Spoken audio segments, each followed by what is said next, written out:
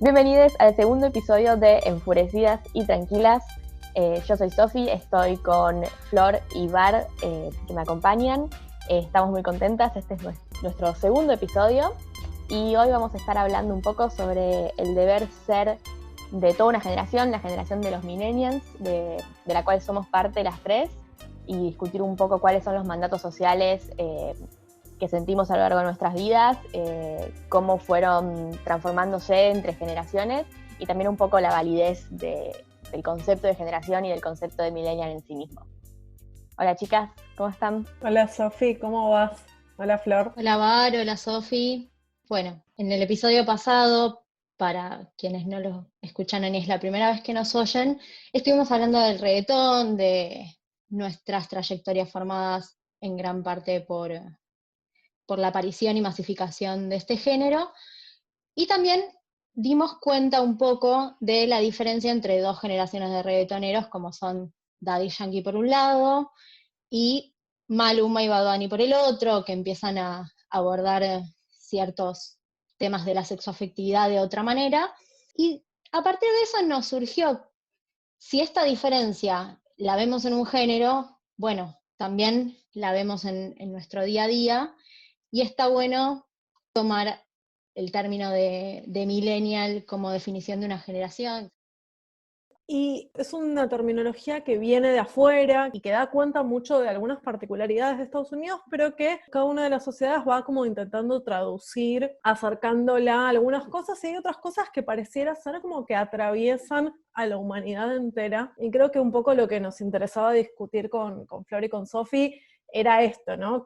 Sí, ¿qué tanto de esas cosas que nos resultan lejanas o cercanas tienen que ver con las experiencias y las trayectorias de las personas y de los países y las regiones? ¿Y qué tanto tiene que ver con una cuestionabilidad más intrínseca de la utilización de un concepto para abarcar a personas que nacieron en un periodo de 20 años, que es más o menos lo que duran las distintas generaciones así identificadas por la literatura, y nada, en esos 20 años, digamos, hay como muchas experiencias distintas? ¿Qué tan válido es utilizar estos conceptos?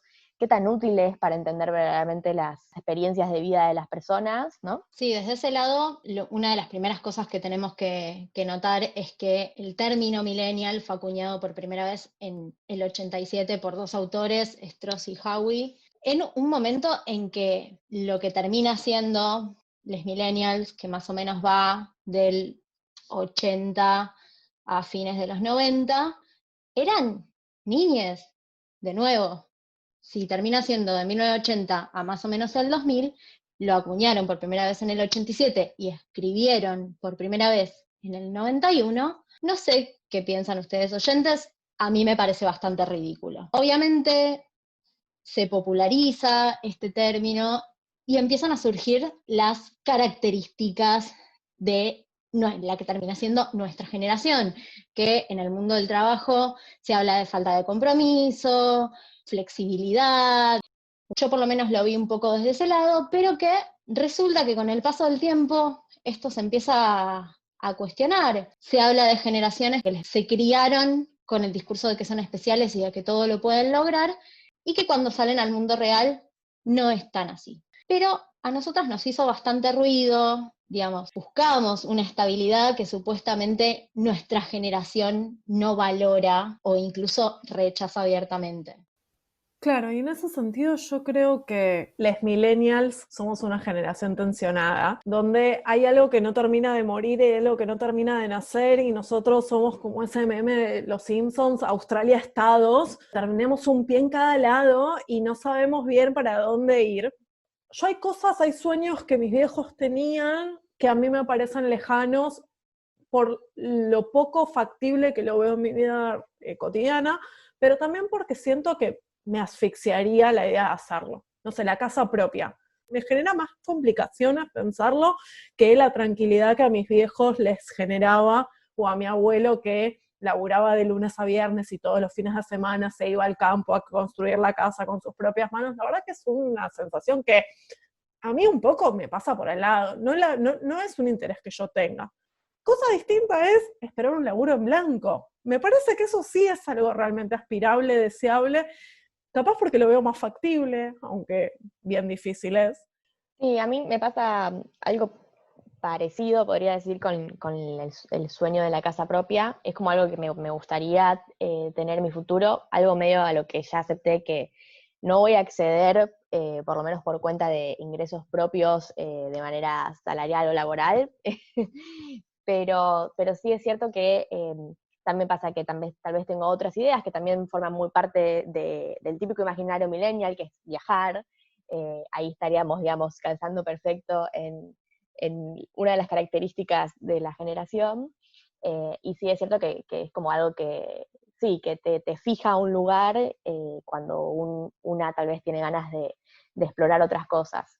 Y, y me parece interesante cómo, digamos, las transformaciones, esto que vos decías de que somos la generación que vive esa transición, eh, se dan en como todas las dimensiones de la vida y de una manera que es prácticamente el mismo proceso, ¿no? Que es, qué sé yo, para nuestros viejes, la idea era, bueno, a los veintitantos tengo un trabajo que probablemente vaya a ser el mismo trabajo que tenga por el resto de mi vida, por el cual, digamos, si tengo suerte, accedo a la seguridad social, digamos, en su generación más que en la nuestra. Me pongo en pareja, me caso, en ese momento me voy de la casa de mis padres a la casa con mi pareja y accedo al hogar propio, con ayudas de las familias, además, que ponen guita para el casamiento, para la vivienda y demás.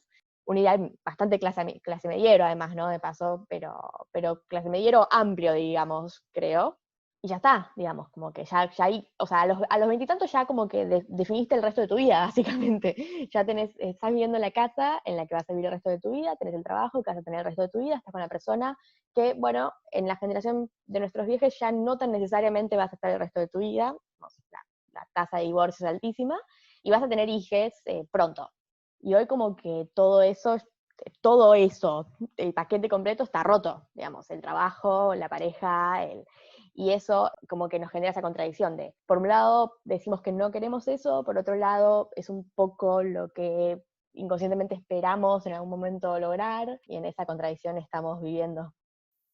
Y además, el contexto en el que nos vamos criando, el contexto en el que nacimos, quienes entramos en la categoría de millennial, nos llevó a vivir ciertas cosas e incorporar ciertas otras, que es lo que nos dan esas supuestas características. No es que seamos bajos de compromiso en lo laboral, sino que venimos de una tradición de flexibilización laboral. No es algo que nosotros deseamos, es algo que nos dejaron.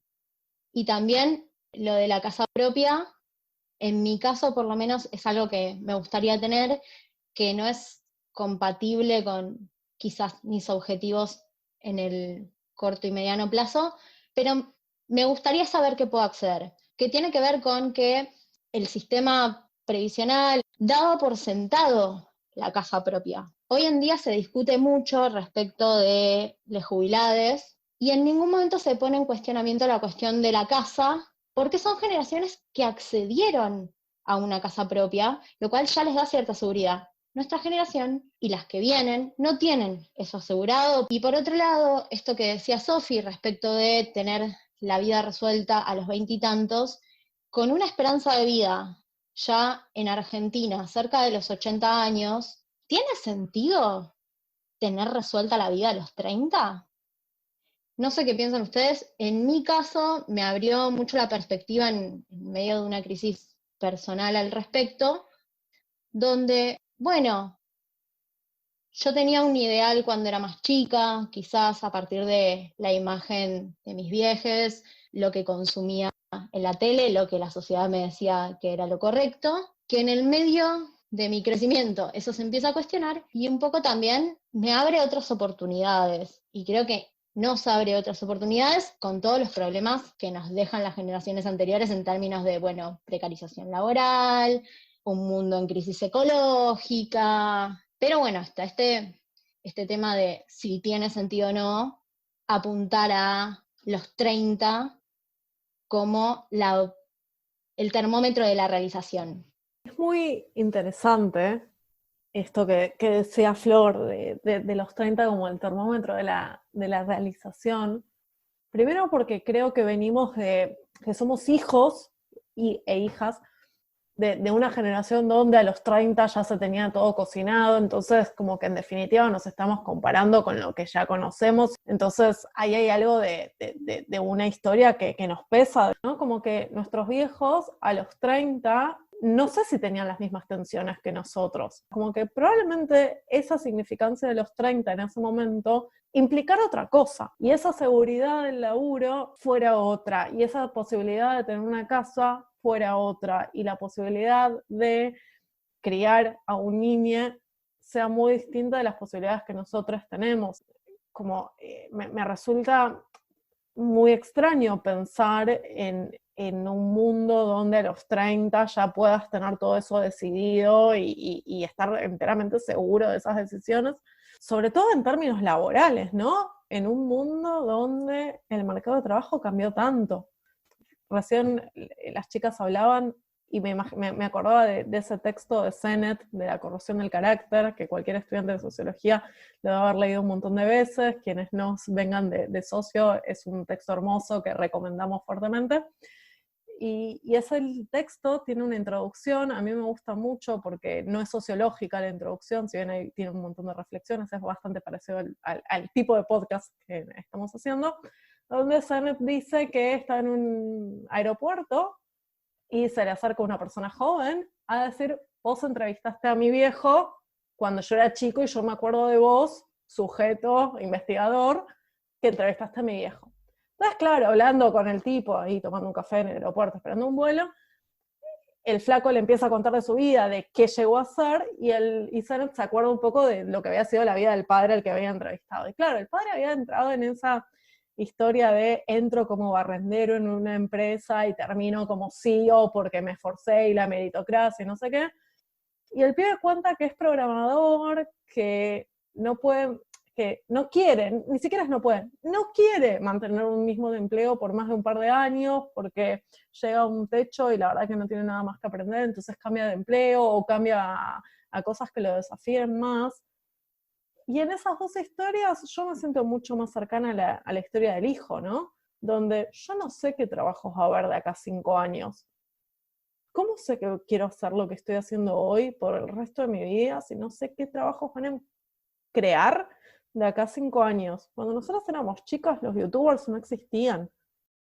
Incluso capaz celebramos, digamos, no sé si celebramos, pero digamos, hay algo que nos gusta de esa flexibilidad, de saber que no tenemos que trabajar toda la vida de lo mismo y que podemos cambiar incluso de profesión o de campo, teniendo la misma profesión y demás.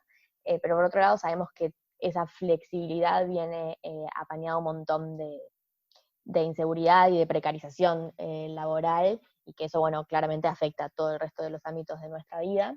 Y claramente se relaciona, digamos, con las tecnologías, digamos, todo lo que es los trabajos de plataforma ahora, que son trabajos, digamos, básicamente precarizados, y que hay todo un discurso que se acompaña de eso, que tiene que ver, no sé, mis experiencias en el sector privado te martillan la cabeza con el work-life balance, ¿no? Entonces, el balance entre la vida privada y el trabajo. Pero es raro la manera de entenderlo porque uno pensaría que en realidad en generaciones anteriores la vida privada y el trabajo estaban mucho más separados, ¿no? La jornada laboral tenía un horario claro de comienzo y un horario claro de finalización, y muchas veces el trabajo no tenía que ver con la vida porque era algo que era simplemente un medio para un fin, que era comer y pagar las cuentas.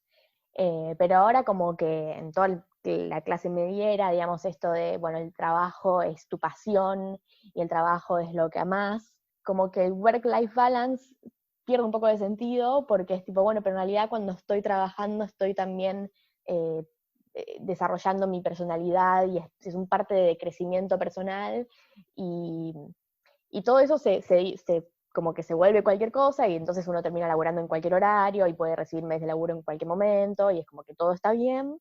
Entonces es como eso, bueno, por un lado está bueno tener la flexibilidad de decir, bueno, mañana tengo médico a las 10 de la mañana, me voy al médico, nadie me va a decir nada, pero después termino laburando el sábado a las 6 de la tarde porque es mi pasión, entonces no puedo decir que no a esto. Está esto de WeWork, que son estos edificios hermosos para ir a trabajar y qué sé yo, pero yo algo que me enteré hace muy poco leyendo un libro muy bueno, pero es ¿por qué el capitalismo puede soñar y nosotros no? Me enteré hace poco que existe WeLive o algo así, que es que en algunos edificios de WeWork empezaron a hacer esto de que alquilan departamentos arriba del edificio para que la gente viva en el mismo edificio en el que trabaja. Entonces vos vivís en un departamento arriba y después bajás y trabajás en WeWork. Entonces como el work-life balance te lo metiste en el orto bajo este discurso del trabajo es tu pasión y está buenísimo porque después vas a trabajar, pero estás con puff y tenés café gratis y sos re cool, pero al fin y al cabo, digamos, tenés un montón de horas de trabajo no pago finalmente. Estoy anonadada completamente con lo que acabas de contar. Un poco me hizo pensar en dos cosas. Por un lado, en esta idea que circula mucho en la internet, que es la de si trabajas de lo que amas, no vas a trabajar un solo día en tu vida, lo cual es una mentira, y quienes estamos trabajando de cosas que más o menos nos gustan en esta pandemia y estamos adictos al home office, sabemos muy bien que es una mentira absoluta. Y además me hizo pensar en los espacios de WeWork, no sabía ni cómo se llamaban, que tiene un poco esto, como esta cosa más relajada y cool. Sobre todo con la idea del disfrute y el goce y el qué copado que me den café gratis y tengamos un viernes de frutas en la oficina, habilitan a ciertas precariedades y ciertas explotaciones, ¿no? Lo pensaba mucho con la pandemia y la necesidad de la ley del teletrabajo y de quién paga nuestra computadora o quién paga nuestra internet, que, bueno, el home office, como dicen las empresas privadas, no nació en la pandemia. Muchas empresas privadas venían trabajando como home office muchos años antes. Muchas empresas privadas daban como beneficio, discutible para quién, que pudieras trabajar desde tu casa en pantuflas 3 o 4 veces a la semana. Y ahí hay algo que me resulta interesante de este nuevo mundo del trabajo, donde, bueno, el espacio laboral no está garantizado porque vos trabajás de tu casa, y eso también tiene implicancias para la organización sindical, la socialización con tus compañeras de trabajo. ¿Cómo te vinculas con un otro que sufre la misma precariedad o la misma explotación de tu jefe o de tu empleo si no lo conoces? ¿Cómo te organizás sindicalmente si el rol de jefe está pero no está, como en todas estas trabajos de las apps tipo Rappi, Globo, qué sé yo, donde hay un jefe que es Rappi o Globo, pero no hay un jefe físico al cual ir a pedirle un aumento de sueldo? ¿Qué pasa con este nuevo mundo de trabajo donde estas reglas que nos venden como lo maravilloso, en realidad implica también no poder organizarse sindicalmente, no poder conocer a la otra persona que sufre lo mismo que uno? Sí, totalmente. Hay un montón de consecuencias en todo lo que es la construcción de una identidad de clase que tienen que ver con que no exista un espacio de trabajo. Y también, bueno, sí, la precarización en general, pero también está pensando, no sé, ART, digamos, accidente de trabajo, qué pasa con todo eso, en qué queda cuando no hay un espacio claro, en qué momento estás dentro del trabajo y no estás dentro del trabajo. Bueno, básicamente todas las distintas modalidades que pueda haber, digamos, porque después nos pueden decir, bueno, pero cuando tenías que ir todos los días al trabajo que te queda en la loma del culo y pagar el transporte público para llegar y viajar como el culo, tampoco te gustaba, vos proletariade, pero al fin y al cabo, la cuestión es que nada de todo esto lo estamos decidiendo nosotros mismos. Todas estas cuestiones al final nos vienen de afuera, son las empresas las que deciden cómo manejar estas cosas, en el caso de la pandemia por una situación particular, pero digamos, fuera de esa situación extraordinaria, a los trabajadores solamente nos queda aceptar y bueno, tratar de establecer algunas que otras resistencias, pero eso capaz es una continuidad que uno puede ver a través de las generaciones, que es que básicamente los dueños del mundo, sin el inclusivo, porque son varones todos, deciden cómo los trabajadores vivimos nuestro trabajo y nuestra vida, básicamente. Y cuáles tienen que ser nuestras percepciones al respecto, ¿no? Que esto es un beneficio. ¿Beneficio para quién? Porque el que gasta menos guita en la oficina es el capitalista. El que gasta menos guita en la luz es el capitalista. El que gasta menos guita en el café que tomo yo mientras laburo ahí es el capitalista. Yo estoy gastando café, agua, qué sé yo, que el capitalista sí, bueno, me paga el sueldo, pero no está pagando por eso como el plus que debería pagar, ¿no? No, totalmente. Y además me parece que había ya sectores que tenían modalidad home office, digamos, hay empresas que realmente tienen políticas de retribución de todo eso que hoy en día estamos pagando de más. Esto está presente como estrategia de convencimiento en cierto punto. Y acá un poco quiero traer la idea de la construcción de las generaciones, en especial de los millennials y los centennials, como categorías de marketing, targets de población para venderles ciertas cosas que van desde tecnología hasta perder potencialmente derechos laborales, como lo que decía Bar respecto de la sindicalización, venderles modos de vida, y me encantaría que nos metamos ahora en la discusión sobre los modos de vida millennial y los hábitos que eso trae, porque va todo de la mano, va todo en una misma lógica, y un poco, de nuevo, esta tensión que se da entre lo que nos venden, la imagen que nos venden, las decisiones que se toman sin nuestro consentimiento, y las cosas que nosotros podemos ir tomando de eso para construir algo mejor, para construir ciertos tipos de resistencia. Sí, me parece muy bueno esto que decís de cómo, digamos, tomar las cosas que nos pueden servir y adaptarlas a lo que queremos, creo, porque a veces también se cae, si no en el todo tiempo pasado fue mejor, y qué bueno el obrero industrial del 50, que tenía vacaciones pagas y acceso a jubilación y demás, como, bueno, sí, está, ese tipo, Igual sí.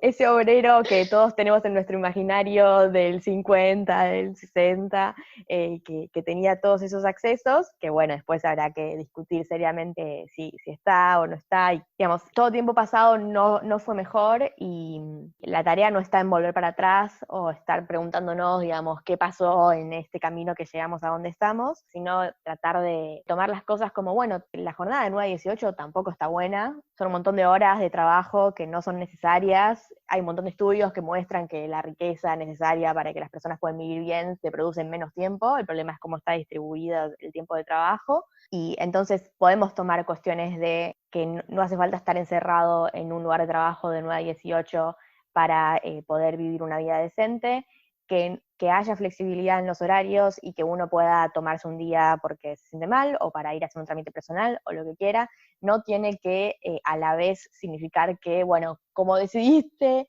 que un día trabajabas 2 horas y el otro día trabajabas 10, bueno, entonces ahora, ¿sabes qué? No tenés jubilación, no tenés obra social y no tenés vacaciones pagas, como que la ecuación ahí no estaría cerrando, y es tarea de las que estamos viviendo tal vez poner un poco esas discusiones sobre la mesa, desde también las herramientas existentes y el sindicalismo. Siempre desde el sindicalismo. Creo que hay algo interesante para cerrar un poco la cuestión laboral y entrar un poco en estos estilos de vida de los que hablaba Flor hace un rato, que es que hay algo que nos moviliza un montón a nosotros como generación, que es la incertidumbre. No sé qué trabajo va a haber en 5 años para que yo haga, hoy hago esto, pero en 5 años vamos viendo. La verdad que cuando voy a una entrevista laboral y ¿cuándo te imaginas en 5 años? No tengo ni la más puta idea que responder porque no sé qué va a existir. Como que hay algo de la incertidumbre como motor, ¿no? Como que es eso que nos moviliza, y el no tener una respuesta dura que, bueno, vamos viendo, y en ese vamos viendo, un poco aceptamos la precarización, pero un poco también compramos esos discursos que son beneficios.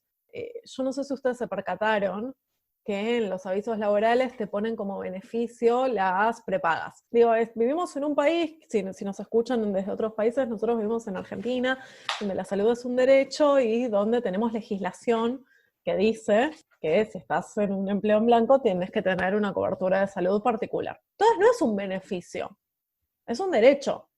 Te ponen como un beneficio que no tengas que ir a la oficina más de 1 o 2 veces por semana, que te paguen una parte de la internet. ¿Eso es un beneficio? ¿Debería ser considerado como un beneficio? ¿Lo compramos como un beneficio? Yo tuiteé particularmente que dejemos de decirle privilegios, o en este caso beneficios, a los derechos. Tener una buena obra social es un derecho, es un privilegio que mi empleador me pague la parte de internet que yo gasto quedándome en mi casa. Está bien, sí, está buenísimo trabajar en pantuflas. Yo hace 6 meses que estoy en jogging, pero el beneficio es traerme el trabajo a casa, el privilegio es traerme el trabajo a casa.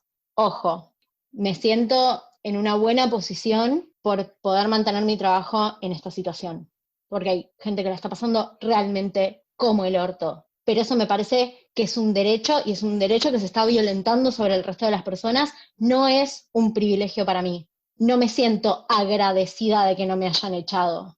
Siento que al resto de la sociedad la están cagando.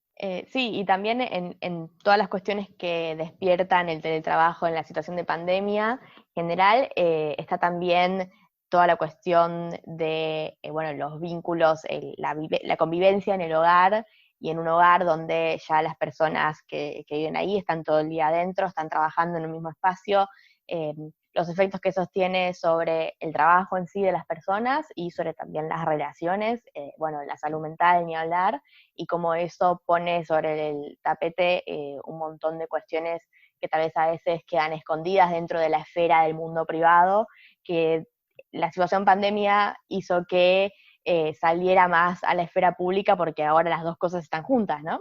También lo que puso en la mesa la cuarentena y los trabajos que permanecen en modalidad home office es ese balance del que hablaba Sofía al principio entre la vida personal y el trabajo, donde las líneas se desdibujan un montón, incluso en casos donde ya no es una cuestión idiosincrática de el trabajo es mi motor de realización personal, sino que en una proporción más grande de población que se ve forzada a marcar esos límites.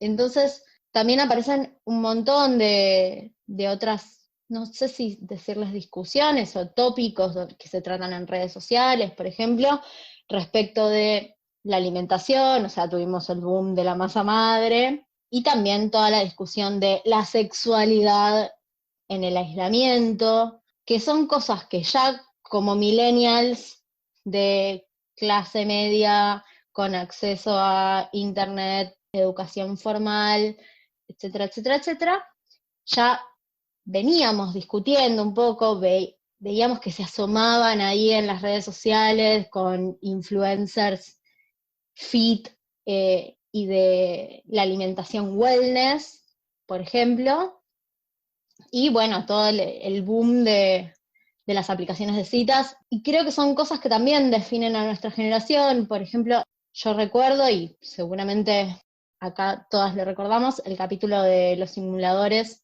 donde Marcela Klosterboer es bulímica, la discusión de los trastornos alimenticios en los 90, y ver también un poco cómo eso se fue reconfigurando a lo largo del tiempo, la cuestión de la imagen corporal, del cuidado propio de la alimentación, para nuestra generación que ya o está en los 30 y algo, o está en los 20 y pico, y que también obviamente afecta a los centennials.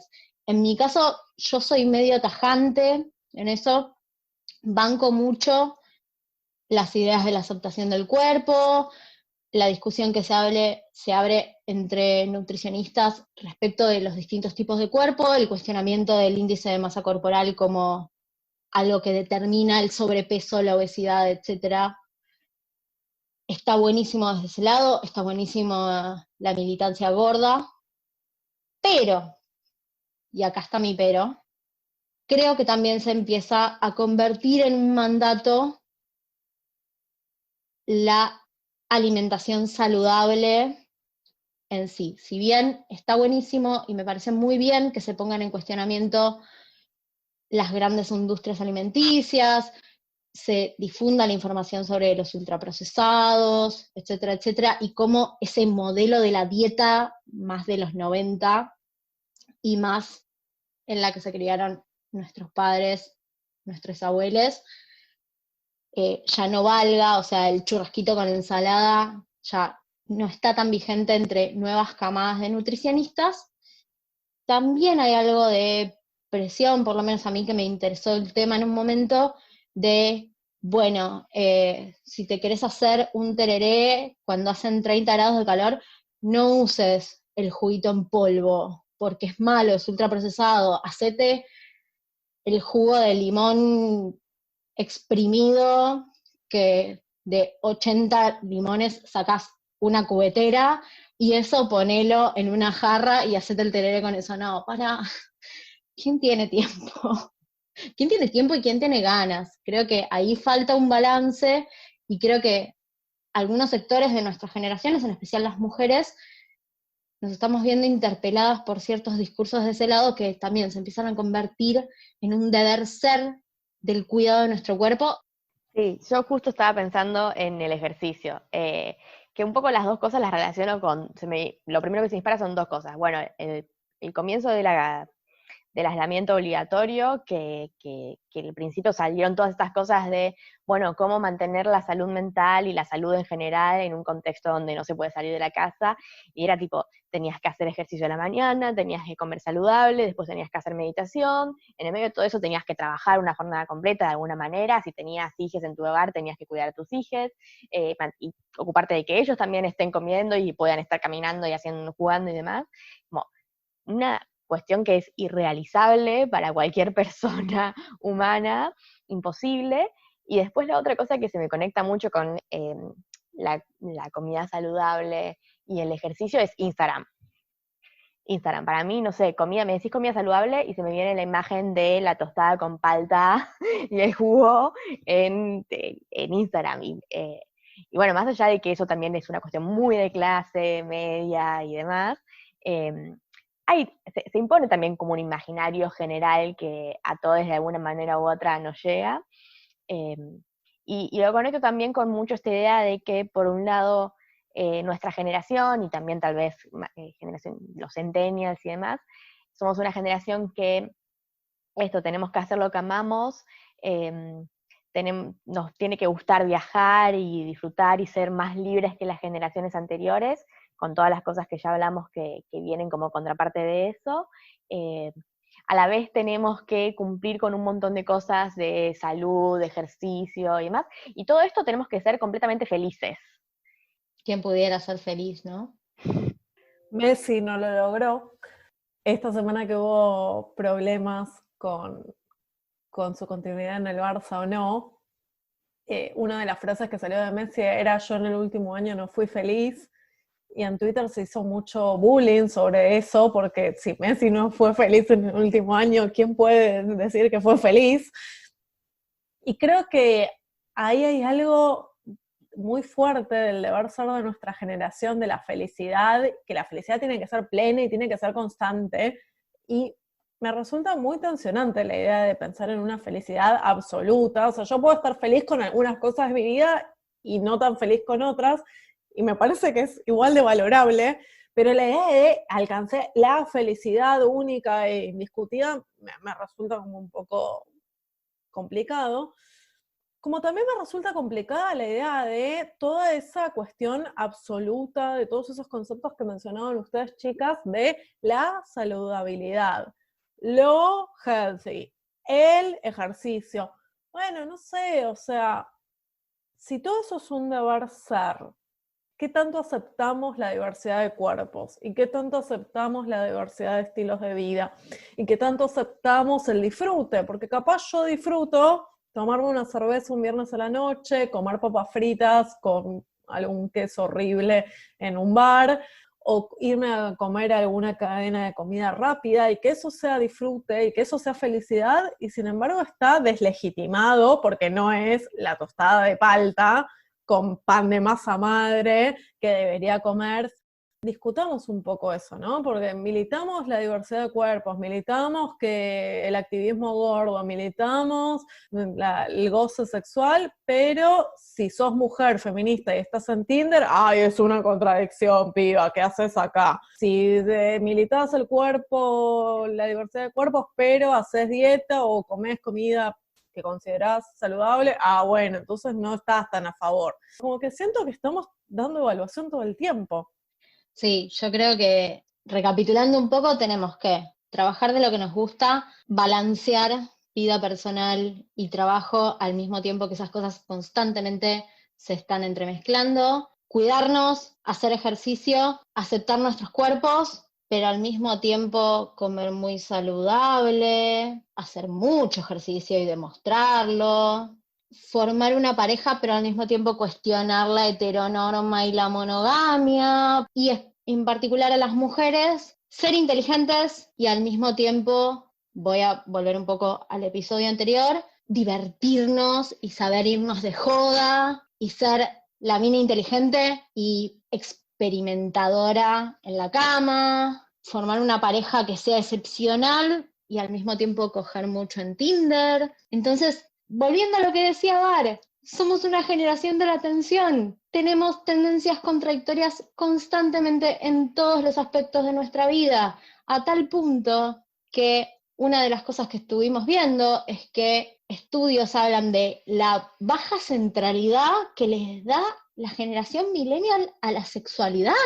A mí me resultó una locura. Y de hecho, cuando hicimos la encuesta en Twitter, que invitamos a todos, hacían en Twitter, @enfuretrancas, con K, una de las opciones era que dice, con que tiene poca centralidad, y la mayoría de la gente votó eso. Después es discutible, pero si los estudios dicen que nuestra generación no le da centralidad al sexo, pero nosotros estamos constantemente discutiendo la sexualidad y las relaciones sexoafectivas, vivimos en una generación que está constantemente tensionada, destruyendo estructuras y no terminando de construir las nuevas. Creo que los centennials, por ese lado, capaz empiezan a armarse de otra manera y está buenísimo, pero yo no me voy a quitar el mérito de que pueden hacerlo, en parte porque nosotros empezamos haciendo eso.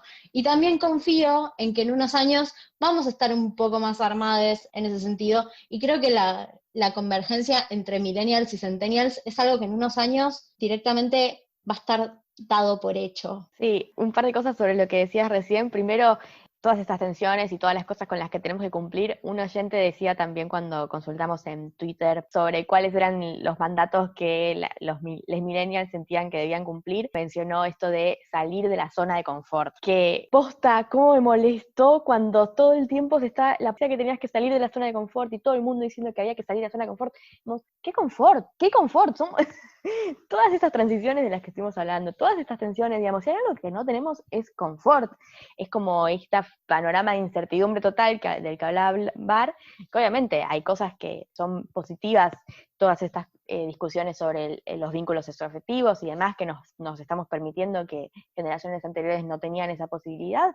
Bueno, buenísimo, pero confort, me parece que estamos muy, muy lejos de eso, y claramente es un mandato que un poco creo que ahora ya pasa un poco el boom, pero en su momento fue fuertísimo, ridículo, me generaba mucha bronca. Y lo otro que decía sobre los centennials me genera dos cosas. Uno es un comentario personal, que es que me hace sentir vieja cuando empiezo a hablar de las nuevas generaciones tienen la posta y son más libres de lo que yo fui, y pienso en las pibas del secundario, no sé, saliendo a marchar por el aborto legal, seguro y gratuito, y yo en mi secundario como tenía todo eso mucho menos resuelto, y me siento muy feliz por ellas y todo, pero a la vez me hace sentir como un poco viejo esto de ver generaciones jóvenes y pensar, ahí está el futuro. Por otro lado, también parece que justamente a partir de ese sentimiento no tenemos que dejar de pensarnos como sujetos políticos transformadores. A mí me da orgullo que los centennials tengan nombres para hablar y tengan posibilidad de discutir cosas que a mí cuando fui adolescente me costó un montón, y que incluso hoy en día me cuesta mucho hablar con un montón de gente, porque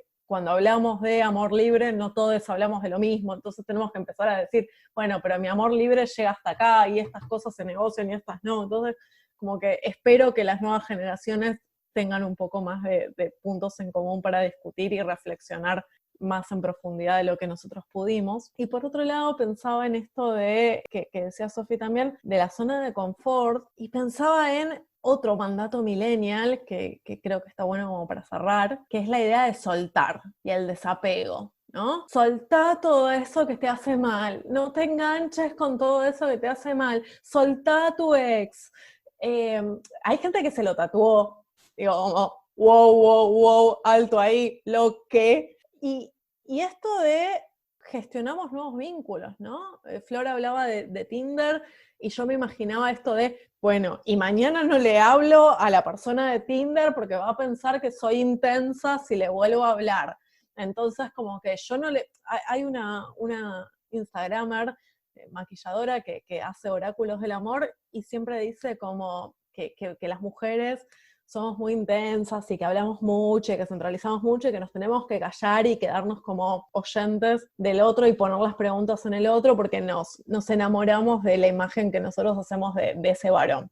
Más allá de todo lo cuestionable que tiene esa construcción y esos consejos, creo que hay algo de la construcción de lo que tiene que ser un vínculo y de cuál es la postura y el rol de la gente millennial en eso, ¿no? El desapego, el no poder engancharse, el no poder sentir, el no ser intenso. Siempre balanceade, siempre en eje, siempre centrada en mi realización personal, y esa realización personal nunca tiene que ver con sentimientos fuertes. Me pasa un poco también que yo voy a hacer una reivindicación del no soltar un carajo. Yo creo que es una negación de lo que nos pasa, en el fondo es una negación de la trayectoria y no está bueno. Está bueno tomar lo que nos dejaron, ver cómo nos afectó, ver qué nos causó, en qué nos transformó y poder pensar algo mejor. No soltemos, hagamos de lo que tenemos y de lo que somos algo mejor, y eso se puede aplicar en toda nuestra vida. Si yo soy una intensa, ¿qué es lo que me mide como intensa? ¿Que las personas me gusten y yo lo diga? Bueno, perdón por mi empatía y mi comprensión y mi decisión respecto de lo que quiero. Obviamente es con sarcasmo, nadie se tiene que disculpar de expresar lo que quiere y buscarlo en todos los aspectos de su vida, en la sexoafectividad, en el trabajo, en las discusiones políticas, excepto los libertarios. Eso sí se tienen que disculpar. A mí me parece el cierre perfecto para el podcast, con este mensaje de buscar lo que queremos ser, de no dejar que nos determine totalmente lo que dicen que somos como generación o como lo que sea, y usar las cosas que tenemos para construirnos más libres e iguales. Nos despedimos hasta el próximo episodio de Enfurecidas y Tranquilas. Síganos en Twitter en @enfuretrancas con K y nos vemos en 2 semanas para el próximo.